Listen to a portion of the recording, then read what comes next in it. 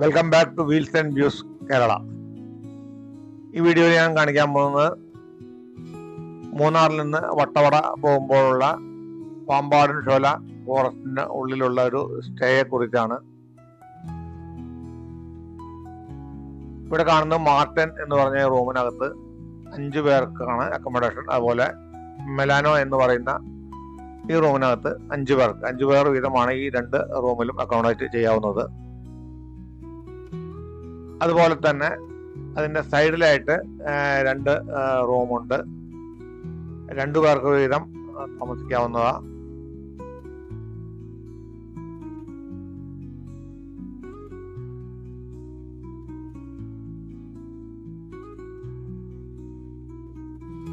അതിലൊരു റൂമാണ് ഇവിടെ കാണുന്നത്. ക്യാത്തിയ എന്ന റൂം, അതുപോലെ കുറിഞ്ഞി എന്ന മറ്റൊരു റൂം. കുറിഞ്ഞി എന്ന റൂമിലാണ് ഞങ്ങൾ താമസിച്ചിരുന്നത്.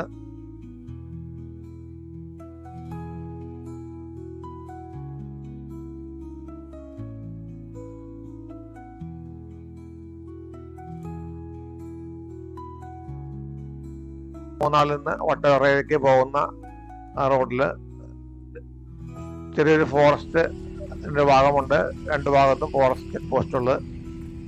അതിൻ്റെ ഏതാണ്ട് മധ്യഭാഗത്തായിട്ടാണ് ഇത് സ്ഥിതി ചെയ്യുന്നത്.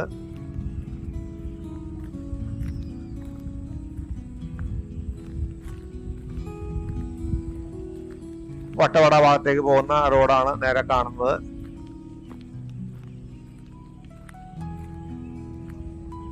അതുപോലെ തന്നെ മൂന്നാറിൽ നിന്ന് വരുന്ന റോഡാണ് ഇവിടെ കാണുന്നത്. മൂന്നാറിൽ നിന്ന് വരുമ്പോൾ ഫോറസ്റ്റ് ചെക്ക് പോസ്റ്റിൽ നിന്ന് ഏതാണ്ട് ഒരു 2 കിലോമീറ്റർ ദൂരം കഴിഞ്ഞാലാണ് ഈ താമസ സ്ഥലമുള്ളത്. അതുപോലെ തന്നെ ഇവിടെ നിന്ന് വീണ്ടും ഒരു 2-2.5 കിലോമീറ്റർ കഴിഞ്ഞാൽ വട്ടവട ഭാഗത്തേക്ക് പോയി കഴിഞ്ഞാൽ ഫോറസ്റ്റിന് മറ്റൊരു ചെക്ക് പോസ്റ്റ് ഉണ്ട്. ഏതാണ്ട് ഈ 4-4.5 കിലോമീറ്റർ ദൂരത്ത് ഇവിടെ താമസം ഉള്ളവർക്ക് മാത്രമാണ് ഇവിടെ വാഹനം നിർത്താനും ഇറങ്ങാനുമായിട്ട് അനുവാദമുള്ളൂ. അല്ലാത്തവർ ഒരു ചെക്ക് പോസ്റ്റ് കടന്നാൽ മറ്റു ചെക്ക് പോസ്റ്റ് വരെ വാഹനം നിർത്താനോ ഈവൻ ഫോട്ടോഗ്രാഫിക്ക് പോലും നിന്ന് ഫോട്ടോ എടുക്കാനോ ഒന്നും വാഹനത്തിൽ നിന്ന് ഇറങ്ങാൻ പാടില്ല. ഫോറസ്റ്റിൻ്റെ ഫ്രീക്വൻ്റ് ആയിട്ട് ചെക്കിംഗ് റോഡിൻ്റെ ഫോറസ്റ്റ് ഉദ്യോഗസ്ഥന്മാർ അങ്ങോട്ടും ഇങ്ങോട്ടും യാത്ര ചെയ്യുമ്പോൾ തന്നെ വാഹനം റോഡിൽ നിർത്തി കഴിഞ്ഞാൽ അവർക്ക് പിഴയിടുന്നതായിരിക്കും.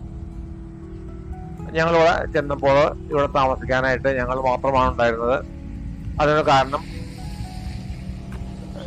ജൂൺ 10-ാം തീയതിയാണ് ഞാനിവിടെ താമസിച്ചത്. 2026 ജൂൺ 10-ന് ഞാൻ ബുക്ക് ചെയ്യുന്ന സമയത്ത് ഇവിടെ എല്ലാ റൂമും ഫുള്ളായിരുന്നു.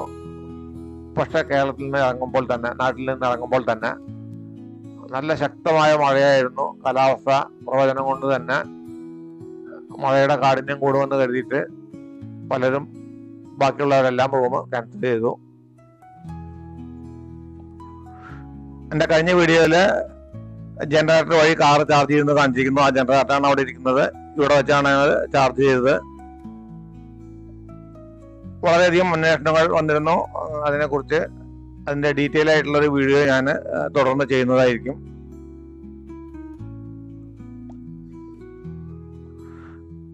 വളരെ നല്ല കാലാവസ്ഥയാണ് ഇവിടെ. കേരളത്തിൽ തന്നെ ഏറ്റവും തണുപ്പ് അനുഭവിക്കുന്ന ഒരു സ്ഥലമാണിത്. ഞങ്ങളിവിടെ ചെന്ന സമയത്ത് രാത്രിയിൽ ഏതാണ്ട് 15 ഡിഗ്രിയിൽ താഴെയായിരുന്നു ടെമ്പറേച്ചർ ഉണ്ടായിരുന്നത്. ഡിസംബർ പകുതി കഴിഞ്ഞാൽ ഏതാണ്ട് ഒരു ജനുവരി പകുതി വരെ -ഡിഗ്രിയാണ് ടെമ്പറേച്ചർ. നമ്മൾ താമസിച്ചിരുന്ന റൂമിൻ്റെ ഉൾവശമാണ് ഇവിടെ കാണുന്നത്. അതുപോലെ തന്നെ ഇവിടെ നേരെ കാണുന്നതാണ് ഇവിടെ ക്യാൻറ്റീൻ. ഒരാൾക്കിവിടെ താമസിക്കുന്നതിനായിട്ട് 1250 രൂപയാണ് ചാർജ്. അതിനകത്ത് ഡിന്നറും ലഞ്ചും ഇൻക്ലൂഡഡ് ആണ്. ചെക്കിംഗ് ടൈം 3 മണിക്കും അതുമാതിരി ചെക്ക് ഔട്ട് 10 മണിക്കുമാണ്. ഫോറസ്റ്റിൻ്റെ സൈറ്റിലായിരുന്നു ഇത് ബുക്ക് ചെയ്യേണ്ടിയിരുന്നത്. പക്ഷേ ഇതിനു മുമ്പുണ്ടായിരുന്ന ആ സൈറ്റിൻ്റെ അഡ്രസ്സ് മാറിയിട്ടുണ്ട്. ഇപ്പോൾ പുതിയ അഡ്രസ്സാണ്. ബുക്ക് ചെയ്യുന്നവർക്ക് വേണ്ടി പുതിയ ലിങ്ക് ഞാൻ ഈ വീഡിയോൻ്റെ ഡിസ്ക്രിപ്ഷൻ ബോക്സിനകത്ത് കൊടുത്തിട്ടുണ്ട്.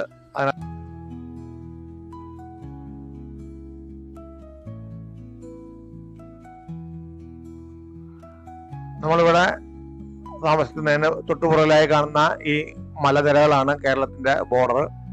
ഇതിന്റെ മറുവശമാണ് കൊടൈക്കനാൽ. ഇവിടെ നിന്ന് കൊടൈക്കനാലിലേക്ക് പോകാനായിട്ട് ചെക്ക് പോസ്റ്റിന്റെ സൈഡിൽ നിന്ന് ഒരു എസ്കേപ്പ് റോഡ് ഉണ്ടായിരുന്നു. അങ്ങ് ദൂരെ കാണുന്ന ആ പച്ച നിറത്തിൽ കാണുന്ന 2 അക്കോമഡേഷൻ കൂടി ഇവിടെ ഉണ്ട്. അവിടേക്ക് നമ്മൾ അല്പം ട്രക്ക് ചെയ്തിട്ട് വേണം പോകാനായിട്ട്. യാത്രകൾ ഇഷ്ടപ്പെടുന്നവര് ഒരിക്കലെങ്കിലും ഇവിടെ വന്ന് താമസിച്ച് ഇവിടുത്തെ ക്ലൈമറ്റും അതുപോലെ അന്തരീക്ഷം എല്ലാം ഒന്ന് എക്സ്പീരിയൻസ് ചെയ്യേണ്ടതാണ്. തണുപ്പ് ബുദ്ധിമുട്ടുള്ളവര് ഡിസംബർ ജനുവരി മാസങ്ങൾ ഒഴിവാക്കുക. കാരണം നേരത്തെ പറഞ്ഞു, ഞാനിവിടെ -° ടെമ്പറേച്ചർ വരുന്നൊരു സ്ഥലമാണ്. ആ സമയത്ത് മഞ്ഞ് വീണിട്ട് ഇവിടെ കാണുന്ന പുൽത്തകിടിയെല്ലാം കരിഞ്ഞു പോകുമെന്നാണ് പറയുന്നത്. കാറിന് മുകളിലെല്ലാം രാവിലെ ആയി കഴിഞ്ഞാൽ നമ്മൾ മഞ്ഞെല്ലാം ക്ലീൻ ചെയ്യണം. ഇവിടെ കാണുന്ന ഏറ്റവും കൂടുതൽ കാണുന്ന ഒന്നാണ് കാട്ടുപോത്ത്. കാട്ടുപോത്ത് എന്ന് പറയുമ്പോൾ കാട്ടിയാണ്. നമ്മൾ താമസിക്കുന്ന റൂമിന്റെ ചുറ്റുമായിട്ട് ധാരാളം കാട്ടികൾ ഇങ്ങനെ വൈകുന്നേരമായി കഴിഞ്ഞാൽ വരും. ഇവിടെ തന്നെയാണ് അത് മിക്കവാറും രാത്രികാലം തങ്ങുന്നത്. നമ്മൾ റൂമിൽ നിന്ന് നോക്കിയാൽ തന്നെ ബൾബിട്ട പോലെ ഇതിന് തിളങ്ങുന്ന കണ്ണുകളാണ് കാണുക. സന്ധ്യയായി കഴിഞ്ഞാൽ ഒരു 5 മണിയായി കഴിഞ്ഞാൽ കാട്ടികൾ നിറയും. ഇവിടെ പല വനങ്ങളിലും നമ്മൾ പോയിട്ട് വളരെ അപൂർവമായിട്ട് നമ്മൾ കാണാൻ ആഗ്രഹിക്കുന്ന ഈ കാട്ടുപോത്തുകളെ, കാട്ടികളെ നേരിട്ട് കാണണമെന്ന് ആഗ്രഹിക്കുന്നവർക്ക് ഏറ്റവും പറ്റിയ സ്ഥലമാണിത്. സന്ദർശകരെ എല്ലാം കണ്ട് മടുത്തുകൊണ്ടായിരിക്കാം വലിയ അക്രമകാരികളൊന്നും അല്ലെന്ന് തോന്നുന്നു. നമ്മളെ കണ്ടാൽ ഇങ്ങനെ തുറച്ചു നോക്കി നിൽക്കുമെന്നല്ലാതെ. ഇവിടെയുള്ള ക്യാൻറ്റീനിന് ചുറ്റും ഇങ്ങനെ ഇലക്ട്രിക് ഫെൻസിങ് കൊടുത്തിട്ടുണ്ട്. ക്യാൻറ്റീനിന് ചുറ്റും മാത്രം കൊടുത്തിരിക്കുന്നതിന്റെ കാരണം ക്യാൻറ്റീന്റെ 4 ഭാഗവും ഫുള്ള് ചില്ലാണ്. ഇവിടെ എല്ലാം കൊമ്പ് കൊണ്ടൊന്നും തട്ടിക്കഴിഞ്ഞാല് പിന്നെ പറയണ്ടല്ലോ. അതുകൊണ്ട് ക്യാൻറ്റീന് ചുറ്റും മാത്രം ഇവിടെ ഫെൻസിങ് കൊടുത്തിട്ടുണ്ട്.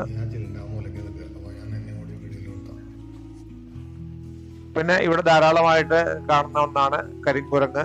അതുപോലെ തണുപ്പ് കുറഞ്ഞ സമയത്ത് മാനുകളെല്ലാം ധാരാളം വരാറുണ്ടെന്ന് പറയുന്നു. പക്ഷെ ഞങ്ങൾ അവിടെ ചെന്നപ്പോൾ മാനുകളെയൊന്നും കണ്ടില്ല. പക്ഷെ അങ്ങ് ദൂരെ കരിങ്കുരങ്ങളെ ഞങ്ങൾ കണ്ടു.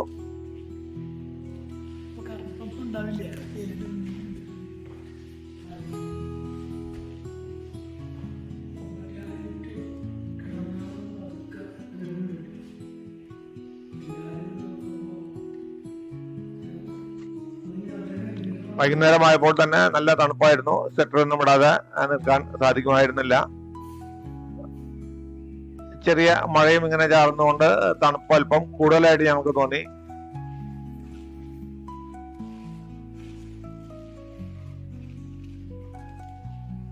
ഫോറസ്റ്റിന്റെ തന്നെ 2 സ്റ്റാഫ് ഇവിടെ എപ്പോഴും ഉണ്ടായിരിക്കും. അവർ തന്നെയാണ് നമുക്കിവിടെ ഭക്ഷണം വെച്ച് തരുന്നത്. അതുപോലെ തന്നെ നമുക്ക് എന്താവശ്യമുണ്ടെങ്കിലും.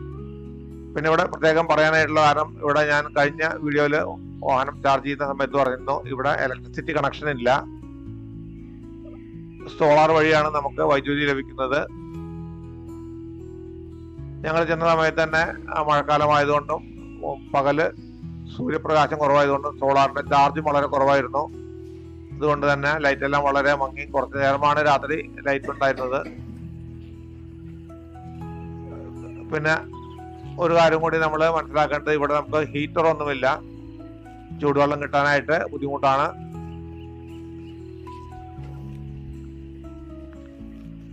സോളാർ ഉണ്ടെങ്കിൽ മാത്രമാണ് നമുക്കത് സാധിക്കുകയുള്ളൂ.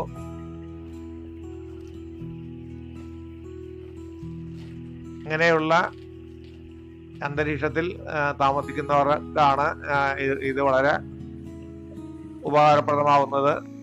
ഒരു വേറിട്ട താമസം നമ്മളെല്ലാവരും ആഗ്രഹിക്കുന്നതാണ്. അതുകൊണ്ട് തന്നെ തീർച്ചയായിട്ടും ഒരിക്കലെങ്കിലും വന്ന് എക്സ്പീരിയൻസ് ചെയ്യേണ്ട ഒരു സ്ഥലമാണ് ഇവിടെ. രാത്രിയിലുള്ള കാഴ്ചയാണ് കാണുന്നത്. ചുറ്റും ഇങ്ങനെ ബൾബ് തെളിഞ്ഞ മാതിരി. അടുത്ത ദിവസം രാവിലെയാണ് ഈ കാഴ്ചകൾ കാണുന്നത്. കോട ഇറങ്ങിയിട്ട് കട്ടയായിട്ട് പഞ്ഞിക്കെട്ട് പോലെ ഭൂമിയിൽ നിലത്ത് വന്ന് തൊട്ട് നിൽക്കുന്നതാണ് അതിരാവിലെ തന്നെ നമുക്ക് കാണാൻ കഴിയുക. ഈ കാണുന്ന മലനിരകളുടെ ഭാഗത്തു നിന്നാണ് സൂര്യൻ ഉദിച്ച് ആയിട്ട് നമുക്ക് കാണുന്നത്. അവിടെയാണ് കിഴക്ക് ഭാഗം. കൊടൈക്കനാൽ ഭാഗത്തു നിന്ന് ഒരു സൂര്യൻ പൊന്തി വരുന്നതായിട്ടാണ് ഇവിടെ കാണുക. സൂര്യൻ പൊന്തി വരുമ്പോൾ തന്നെയുള്ള പ്രകാശകിരണങ്ങൾ കാണാനായിട്ട് മഞ്ഞിൻ്റെ ഇടയിൽ കൂടി തുളച്ചു വരുന്ന ആ വെളിച്ചം കാണാൻ വളരെ ഭംഗിയുള്ളതാണ്. യാതൊരു ശബ്ദവുമില്ലാതെ വളരെ സൈലന്റ് ആയിട്ട് വാഹനങ്ങളുടെയോ മറ്റ് ഒരു സൗണ്ടുമില്ലാതെ വന്നിങ്ങനെ താമസിക്കുന്ന ഒരു ആദ്യത്തെ സ്ഥലമായിട്ടാണ് എനിക്ക് തോന്നിയത്. മറ്റെവിടെ ചെന്നാലും നമുക്ക് എന്തില്ലെങ്കിലും സൗണ്ട് കാണും. ഇവിടെ ചിവീടുകളുടെ അതുപോലെ പക്ഷികളുടെ ഈ സൗണ്ട് മാത്രമേ നമ്മൾക്ക് കേൾക്കുകയുള്ളൂ. ചില സമയത്ത് അല്പം കാറ്റടിക്കുന്ന സൗണ്ടും കേൾക്കും.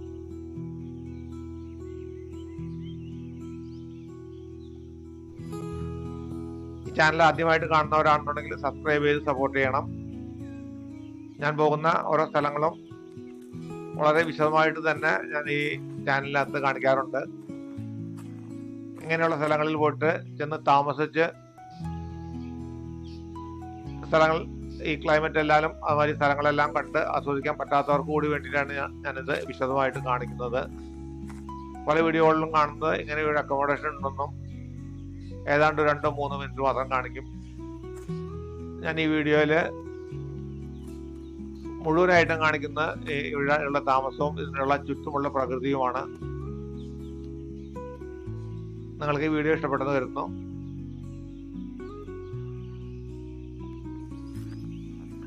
അടുത്ത വീഡിയോയിൽ ഞാൻ മൂന്നാറിൽ നിന്ന് നമ്മൾ വരുന്ന വഴിക്കുള്ള 2 ഡാമുകളുടെ വീഡിയോ കാണിക്കുന്നുണ്ട്. മാട്ടുപ്പെട്ടി ഡാമും അതുപോലെ കുണ്ടല ഡാമും. കൂടാതെ മൂന്നാറിൽ നിന്ന് വട്ടവട വരെ വരുന്ന ഒരു റോഡ് വ്യൂ, മുഴുവനായിട്ടുള്ള റോഡ് വ്യൂവിന്റെ വീഡിയോ കൂടി ഞാൻ കാണിക്കുന്നുണ്ട്. കാരണം ഞാൻ ഇത്തവണ ഇലക്ട്രിക് വെഹിക്കിളിലാണ് ഇവിടെ വന്നത്. 2 വർഷം മുമ്പ് ഞാൻ മുഴുവനായിട്ടുള്ള ഈ വഴി വീഡിയോ കാണിച്ചിരുന്നു. അന്ന് നമ്മൾ സഞ്ചരിച്ചിരുന്ന മാരുതിയുടെ ജിംനിയിലായിരുന്നു.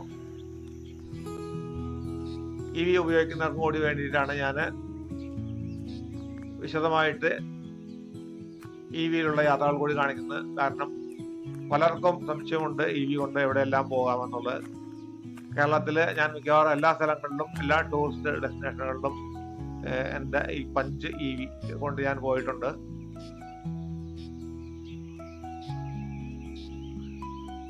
ഇലക്ട്രിക് വാഹനം ഉപയോഗിക്കുന്നവർക്ക് വളരെ ധൈര്യമായിട്ട് തന്നെ ഇത് ഉപയോഗിക്കാവുന്നതാണ്. ഞാൻ ഇവിടുന്ന് തിരിച്ചു പോകുമ്പോൾ 81% ചാർജിൽ നിന്നാണ് ഇവിടെ വട്ടവടയിൽ നിന്ന് തിരിച്ചത്.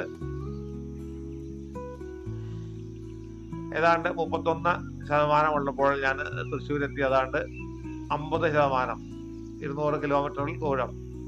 അതായത് അങ്ങോട്ട് പോകുമ്പോൾ ഏതാണ്ട് 400 കിലോമീറ്റർ കൂടുതൽ റേഞ്ച് ഈ വാഹനത്തിന് കിട്ടി. വട്ടവടയിലേക്ക് വരുന്ന സമയത്ത് അത്ര കിട്ടുകയില്ല, കയറ്റമാണ്. നമ്മൾ തിരിച്ചു പോകുമ്പോൾ റീജനറേഷനും കൂടിയുണ്ട്.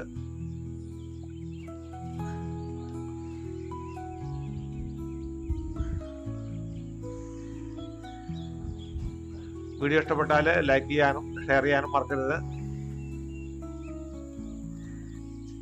നിങ്ങളുടെ അഭിപ്രായം തീർച്ചയായിട്ടും രേഖപ്പെടുത്തുക.